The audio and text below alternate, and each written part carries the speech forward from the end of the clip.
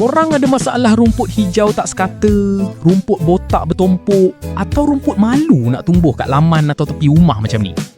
Biasalah, ruang tepi rumah atau side yard ni selalunya kurang kena cahaya matahari. Tanam rumput ori pun lama-lama memang susah nak cantik. Makin nipih, lepas tu jadi tanah kosong. Bila hujan pula terus jadi lecak. Memang sakit mata tengok. Owner rumah ni pun dah penat nak maintain. Jadi dia decide untuk buat sesuatu yang lebih praktikal. Dia panggil tim Bunny Grass untuk full makeover.